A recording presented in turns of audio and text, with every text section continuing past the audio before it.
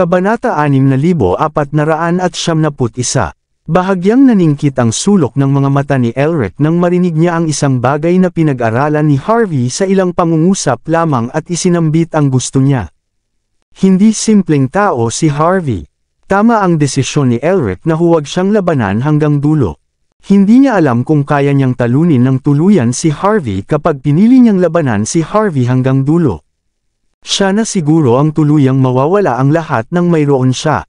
From the way Harvey is acting, if he did something to Harvey and Harvey has proof of it, things will not end well for him.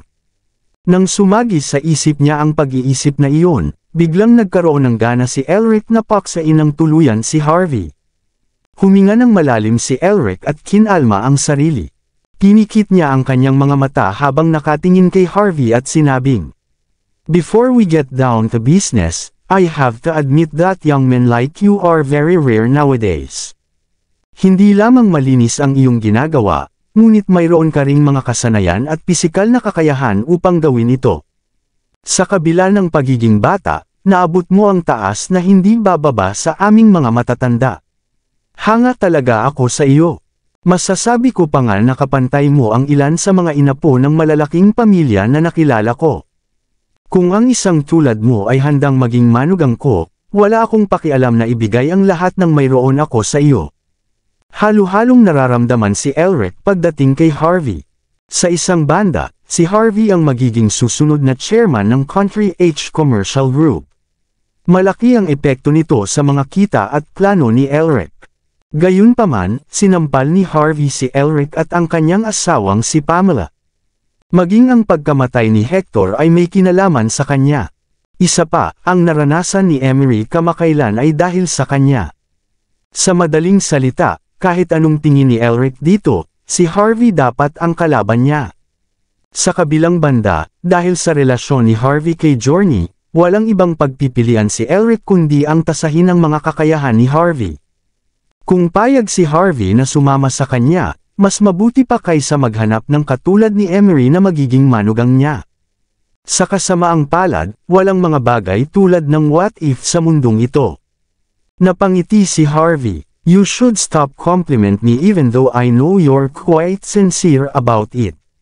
Sa nakikita ko, hindi ko maiwasang maramdaman na may hidden agenda ka. Para masigurado na ma-maintain natin ang magandang mood, maging prangka tayo.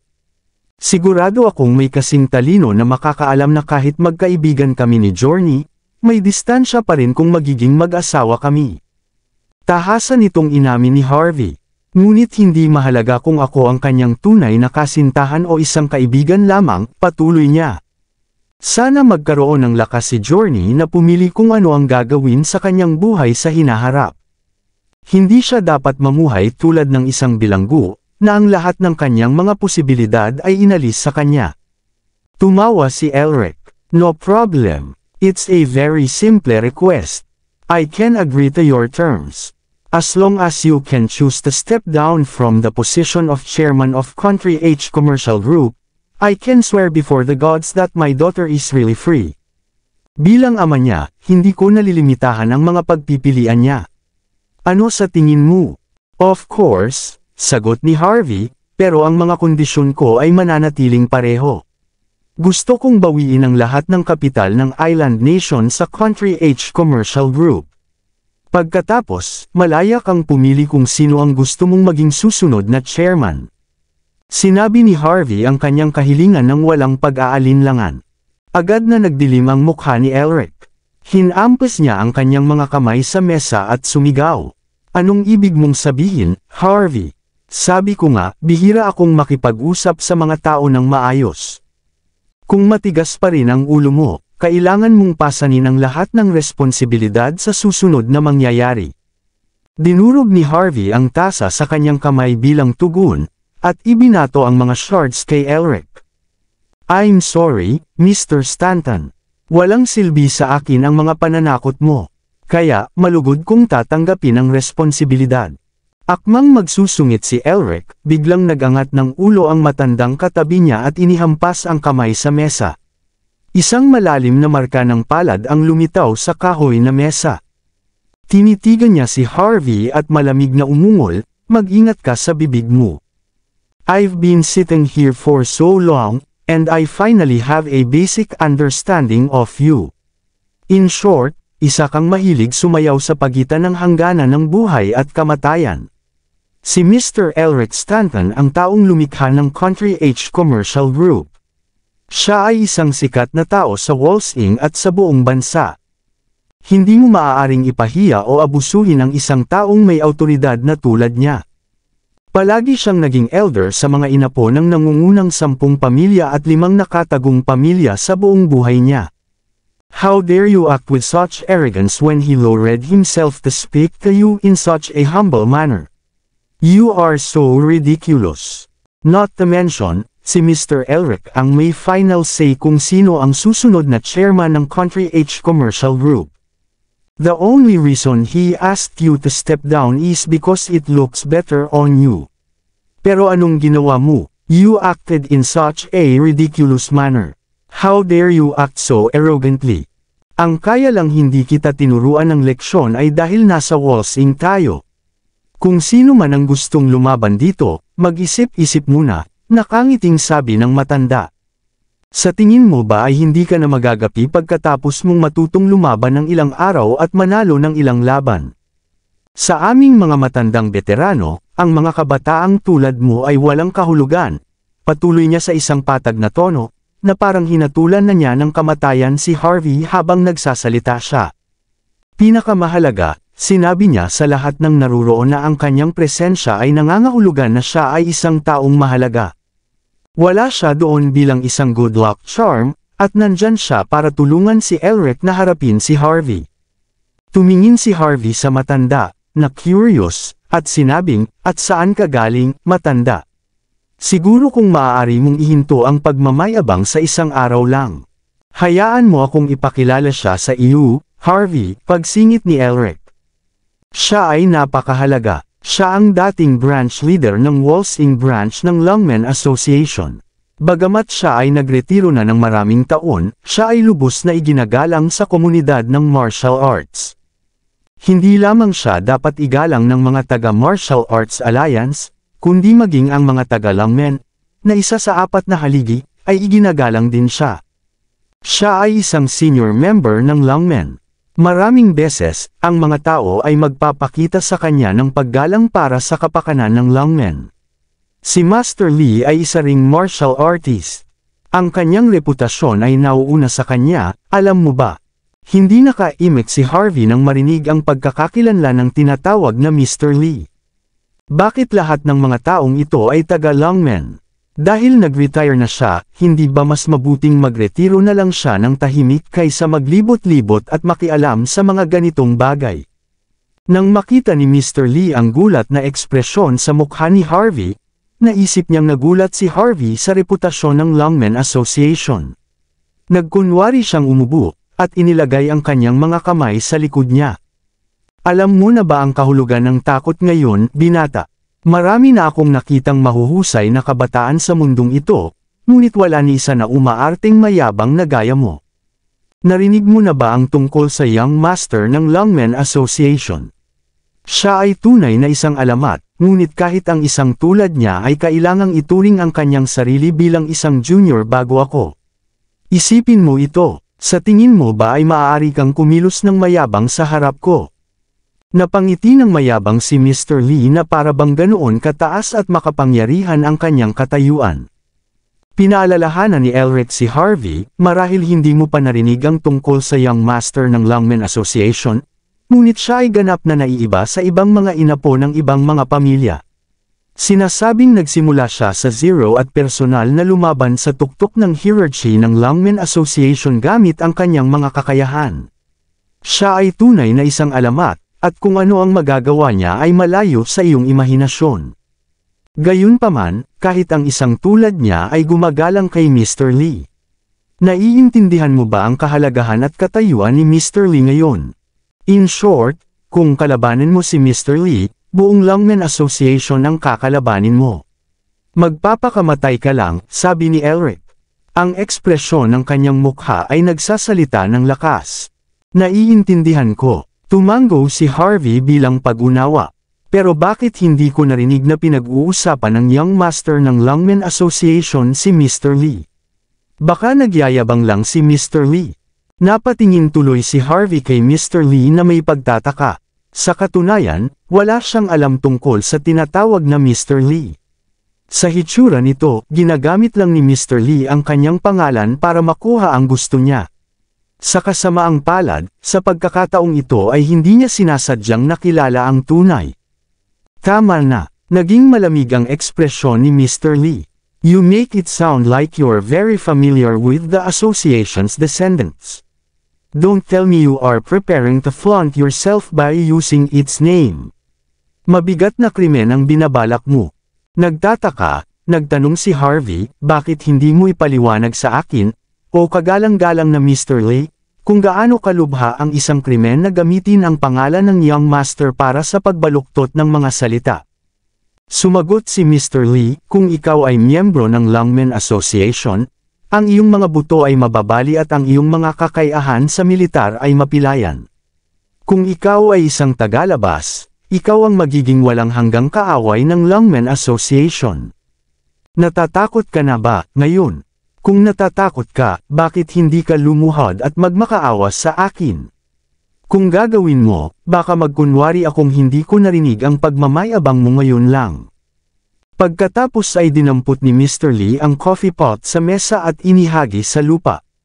Agad na napuno ng basag na salamin ang lupa. Pagkatapos ay tinuro niya ang lupa at sinenyasan si Harvey na lumuhod. Dahil nagalok kang lumuhod ka, sabi ni Harvey. Tumanggaw siya, saka naglabas ng badge at inilagay sa harap ni Mr. Lee. Tandaang lumuhod ng tuwid ang iyong likod. Bastos ka.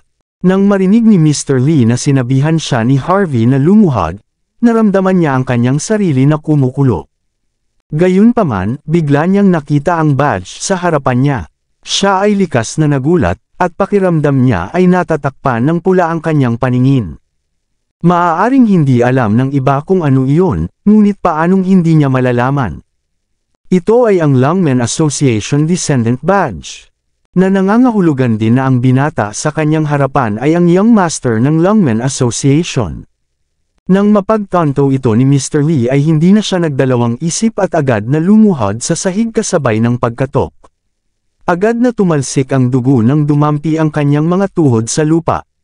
Hindi man lang siya sumigaw sa kabila ng sakit, at ni hindi niya ibinuhos ang kanyang lakas para tiisin ang sakit. Lumuhod siya roon ng tuwid ang likod na parang batang nakagawa ng malaking krimen, at nanginginig. Blanko ang ekspresyon ni Elric. Kahit na ang isang taong naglakbay sa malayo at malawak na tulad niya ay hindi naiintindihan ang nangyari. Ilang segundo na ang nakalipas, sinisigawan pa rin ni Mr. Lee si Harvey at pinapaluhod ito. Ngunit sa sandaling ito, siya mismo ang lumuhod. Masyado bang mabilis ang pagbabago ng mundo? O may na-miss siya? Hindi pinansin ni Harvey ang pagbabago ng ekspresyon ni Elric. Sa halip, ikanawit niya ang kanyang daliri kay Mr. Lee na nakaluhod sa lupa. Mabilis na itinuwid ni Mr. Lee ang kanyang likod at nagtanong na may nanginginig na boses. Yung mga order mo, walang pagdadalawang isip na sinampal ni Harvey si Mr. Lee. Then, he dusted his hands and said, "Your skin is thick enough that it hurts my hands. No wonder you can act like that really happened." Si Mr. Lee ay hindi naglakas loob na takpan ang kanyang mukha at ang tanging naisagot ay, "Ito.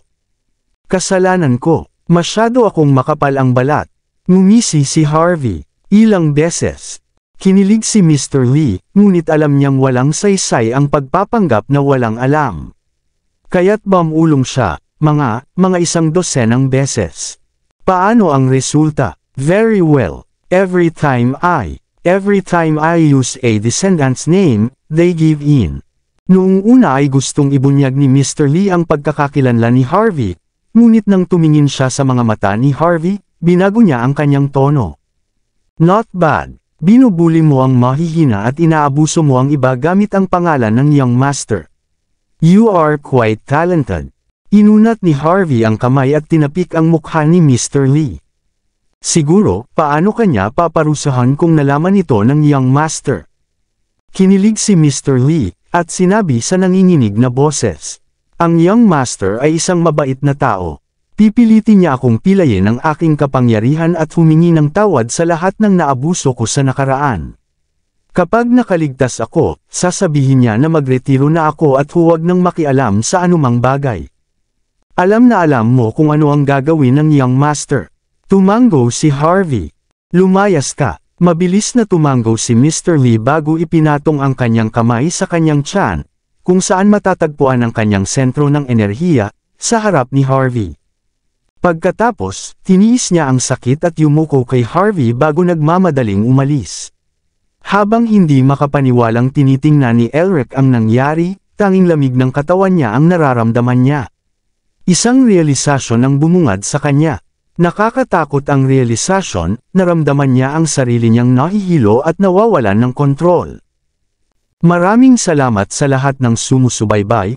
Please subscribe and follow my YouTube and Facebook channel, Filipino Novel. Maraming salamat po.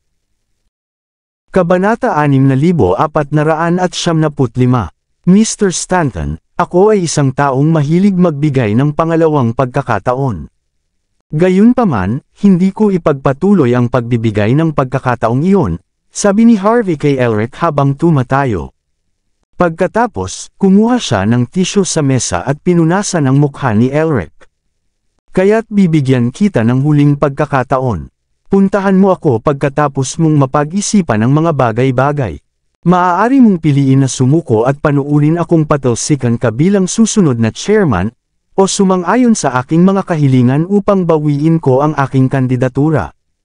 Huwag ka nang magpapakita sa harapan ko bago mo pag-isipang mabuti ang mga bagay-bagay.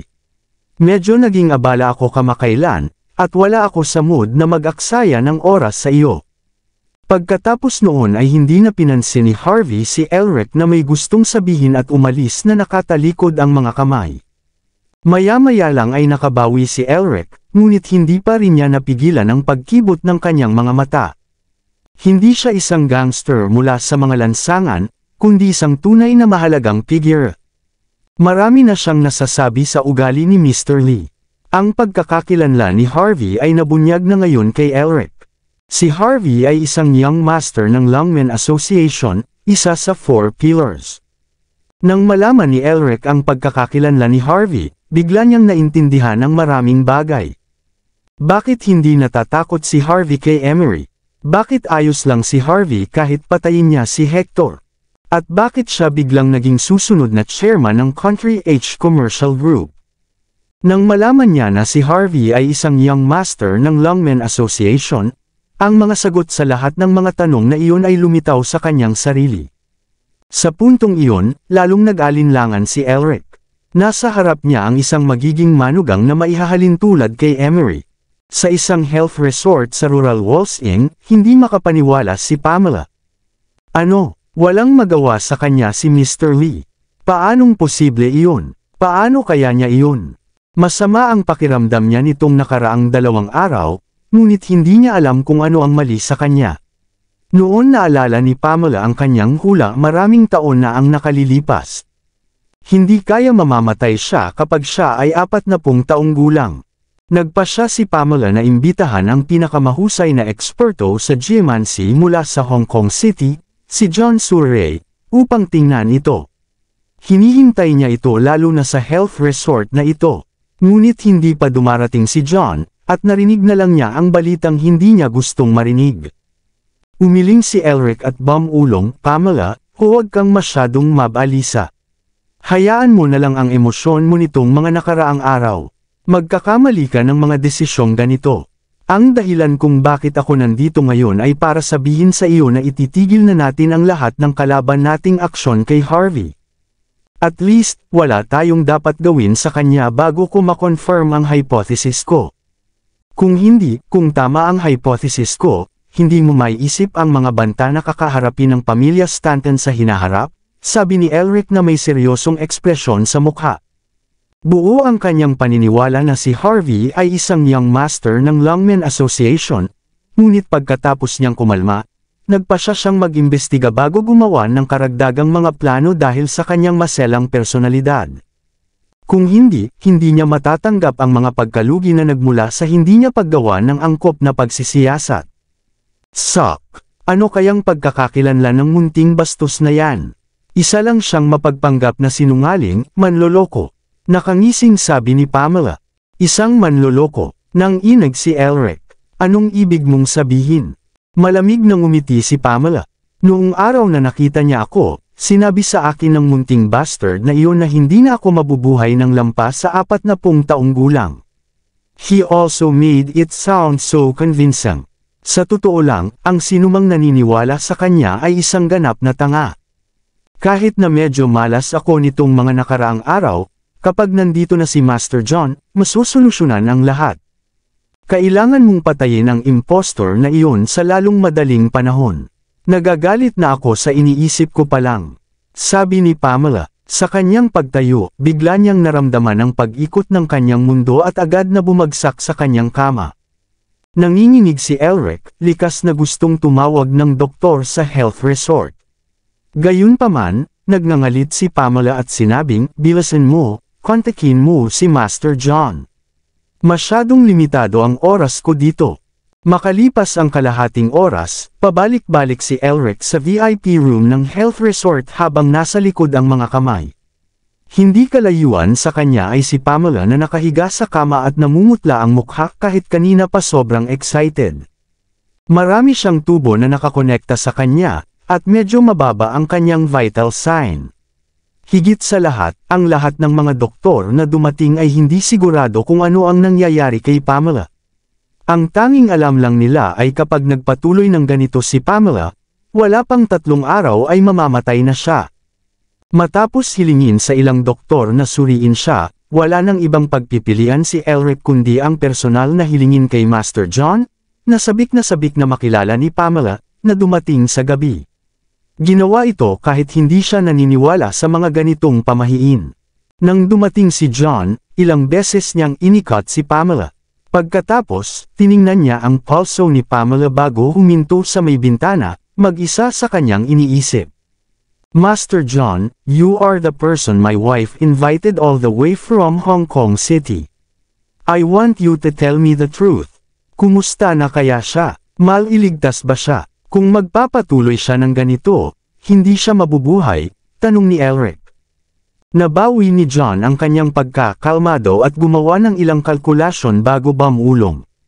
Master Elric, hindi ko itatago ito. Ang kalagayan ng asawa mo. Hindi lang may problema, pero talagang may problema siya. Hindi pa ako nakakita ng ganoong kalunos-lunos na kapalaran. Ang isang tulad niya ay hindi makakaligtas sa edad na 40. Kung titignan, ilang araw na lang ang natitira sa kanya. Walang gamot o lunas para sa ganitong kondisyon. Ang tanging paraan para pahabain ang kanyang buhay ay ang paghiram ng oras sa paniniwala.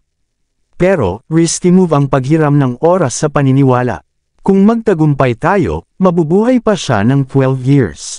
Pero kapag nabigo tayo, mamamatay siya on the spot. Kahit na siya ay mamatay, ang kanyang kaluluwa ay malamang na isumpa pa rin, na gagawin siyang isang walang kabusugan na espiritu. Hindi siya makakatagpo ng kapayapaan. Normally, I wouldn't interfere with this because it's very risky. Even I would be affected by this kung hindi ako mag-iingat, nahihirapang wika ni John. Pero kung pipilitin mo, I can take a risk and give it a try. But I'll be honest with you. I'm not too sure of its success. We only have a 30% chance of success. I also want you to sign a waiver before I do anything stating that I won't have to bear any responsibility if I fail. What do you think?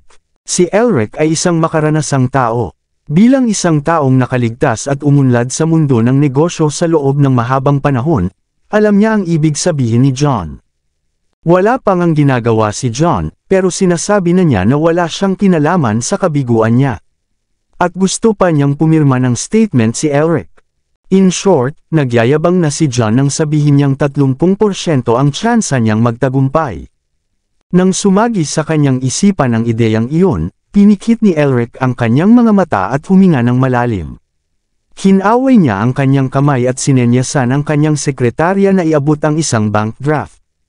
Pagkatapos, Inilagay niya ito sa harap ni John, at sinabing, Mr. John, ang 30% na pagkakataon ay napakaliit pa para sa akin, kaya wala kang kailangang gawin. Mangyaring kunin itong $150,000 bilang kabayaran sa pagpunta dito.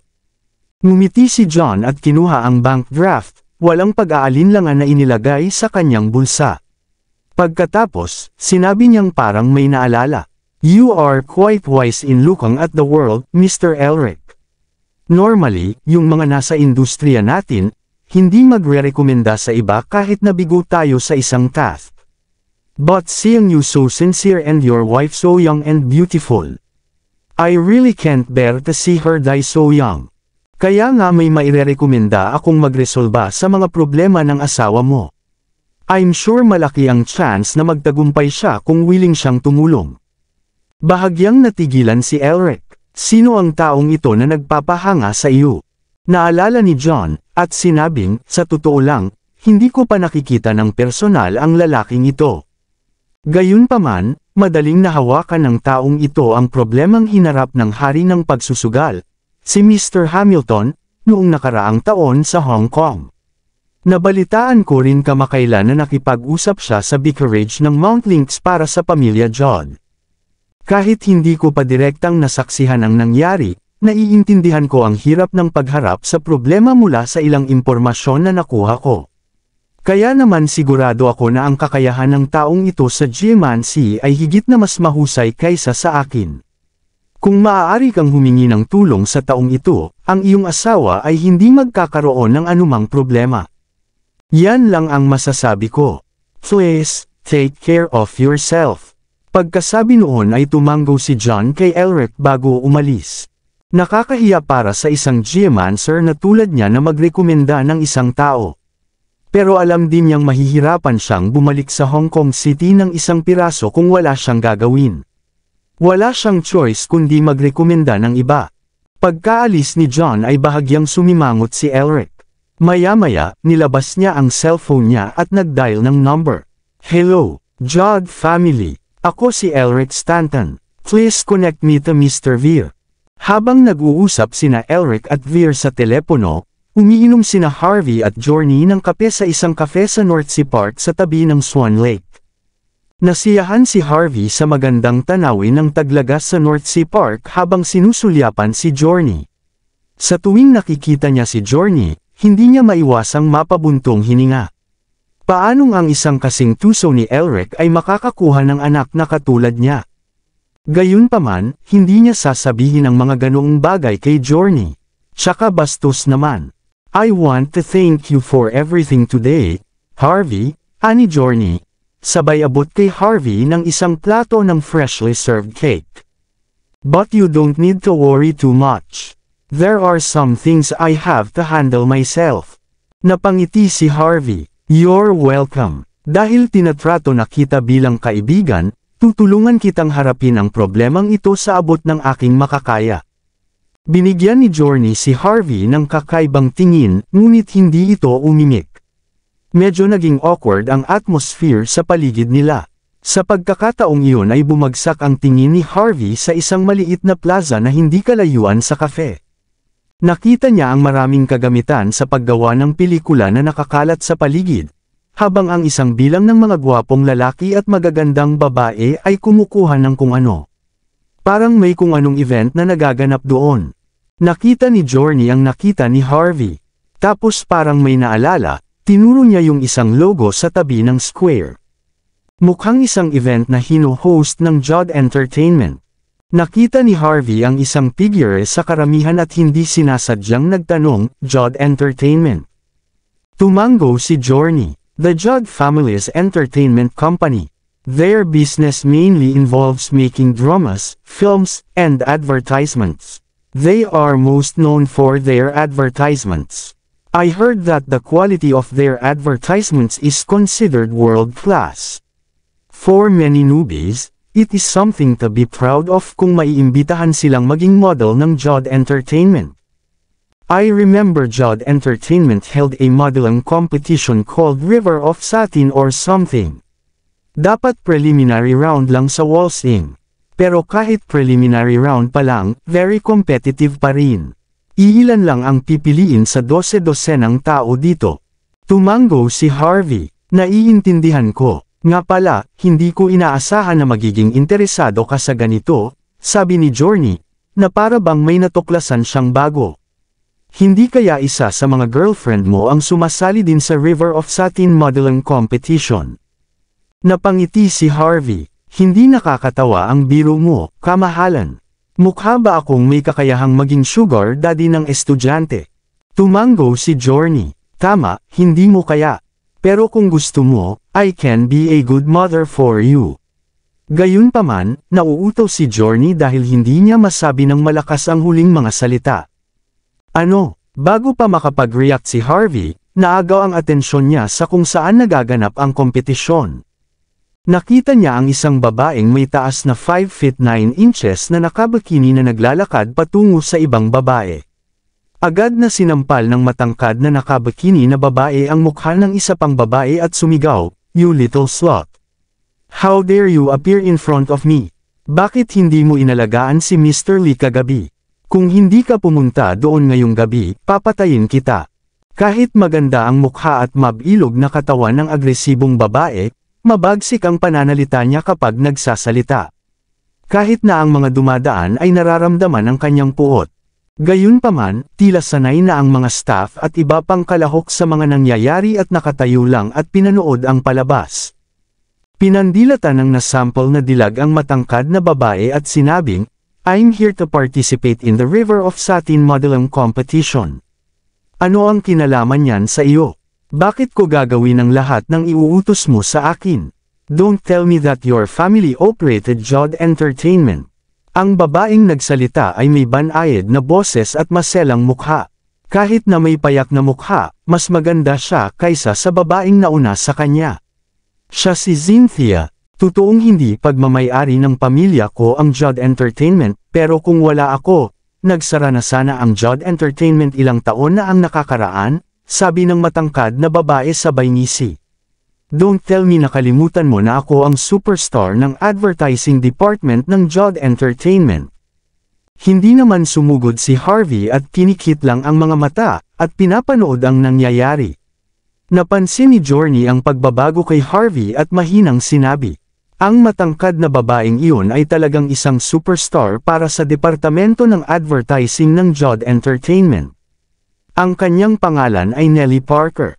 Nabalitaan kong isa siya sa mga mistresses ni Sawyer Jod, ang ikatlong anak ng pamilya Jod. Maraming rookies ang napigilan niya na maaaring maging big star sa Jod Entertainment. He will use any means to remove someone whenever their status is threatened to the point na hindi na makakaligtas ang tao sa entertainment industry. Nabalitaan ko na ang mga babaeng estudyante ng Walsing Film Academy ay ibinenta sa Casino Palace dahil nag-cruise ang landas nila. Pero sa kanyang backer, iilan lang sa Jod Entertainment ang makakagawa ng kahit ano tungkol sa kanya. Marami sa mga staff ang nasusuklam sa kanyang guts, lalo na't ginagawa niya ang lahat ng gusto niya, ngunit wala silang lakas ng loob na magsalita. From her appearance, newbie siguro yung young woman na kaka-join lang sa Jod Entertainment. Malamang hindi niya kilala kung sino si Nellie, kaya naglakas loob siyang lumaban, sabi ni Journey habang umiiling. Kahit medyo nakakainis ang nakita niya, negosyo pa rin iyon ng Jod Entertainment.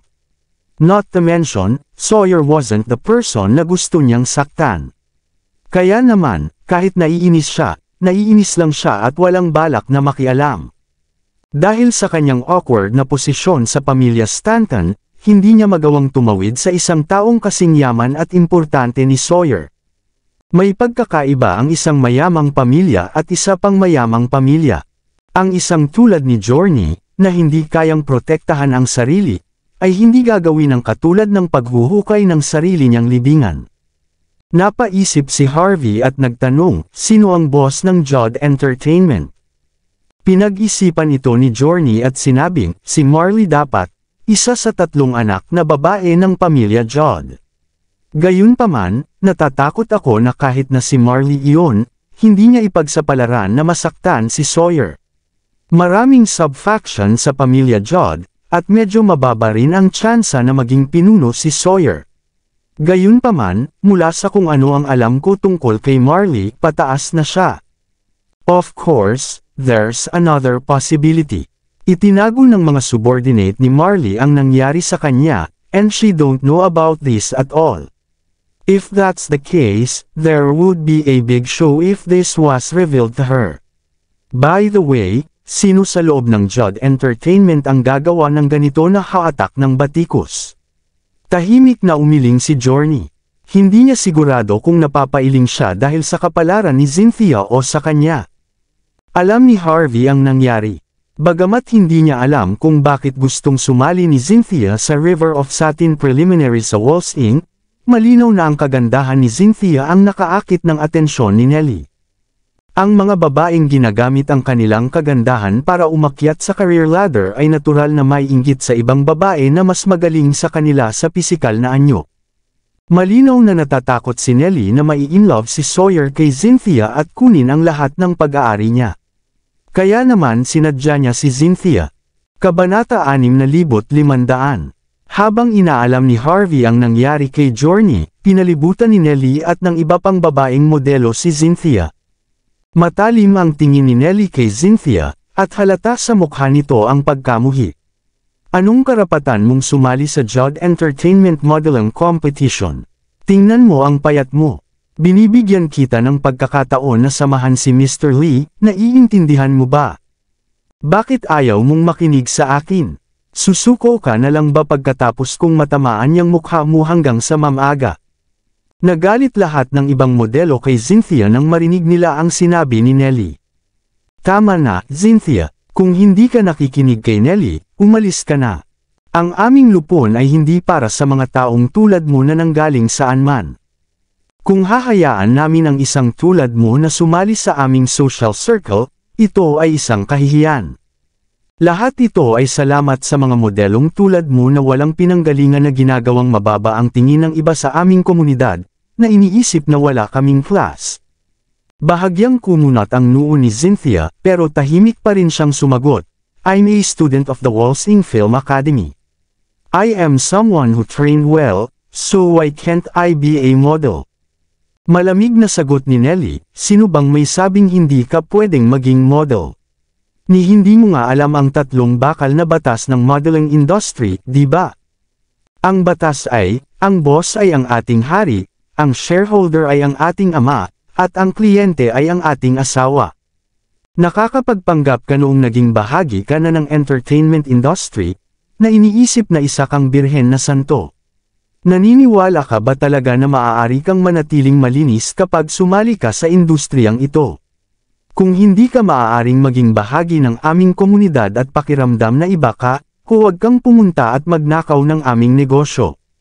Kung gusto mong sumama sa amin, matulog ka na sa matanda. Kung kaya mo, aaminin ka namin. Ikaw, nanginginig sa galit si Cynthia nang marinig ang lahat ng baluktot na loika ni Nelly at ng iba pa. Ito ang unang pagkakataon na nakakita siya ng isang taong napakawalang hiya at nagbibigay katwiran sa negosyo ng karne. Tumigil ka sa pagsasabi ng mga ganyan, malamig na sabi ni Nelly. Talagang mababa ang tingin namin sa iyo at mababa ang tingin mo sa amin. Dahil hindi naman tayo sa iisang komunidad, walang saysay na magkasundo tayo. Ayaw mong makipagsabuatan sa amin at gusto mong manatiling mataas at makapangyarihan. Gayunpaman, gusto mong sumali sa aming komunidad at magnakaw ng negosyo na dapat sa amin. Sa tingin mo ba ay iba ka sa amin? Don't think that I can't see through your childish thoughts. It's not that you don't want to sell yourself, but that you want to sell yourself for a good price. You must be dreaming that you can marry a descendant of a big family while still maintaining your virginity, right? Pwede kang tumigil sa panaginip. Para sa kanila, lahat tayong babae ay laruan lang. Kung wala kang tunay na pangunawa, hindi ka na makakaligtas sa ating bilog. Kaya, susuko ka na ba at tatanggapin mo ang tadhana na itinakda ko para sa iyo upang patuloy kang mabuhay sa komunidad na ito, o aalis ka na? I'm warning you, tanggapin mo ang aking pag-aayos, at masisiguro kong sulit ang iyong unang pagkakataon. Kung hindi, iba ang gagawin ko, at wala kang halaga kahit isang sentimo.